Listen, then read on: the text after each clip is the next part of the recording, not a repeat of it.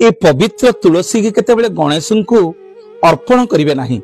श्री गणेश तुलसी माता को अभिशाप देइछन्दी, हे तुलसी माता आपण श्रीकृष्ण प्रिय जगन्नाथ प्रिय हेले मध्य केतेबेले मो पूजा रे आपण कलिजुग रे लागिवे नहीं। थरे माँ तुलसी गंगा नदी कूल बुलुथिले। भगवान श्री गणेश आज्ञा ब्रह्मचारी रूप धारण करी शरीर एक चंदन बोली सेठी बसिकरी ध्यान करुथिले। माता तुलसी गणेशंकर रूप को देखी आकृष्ट हो गले एवं विवाह हवा पई प्रस्ताव देले। श्री गणेशंकर ध्यान रे भग्न आसला बोली माता तुलसी के से बहुत अपमान देले एवं विवाह करिया पे मना कर देले।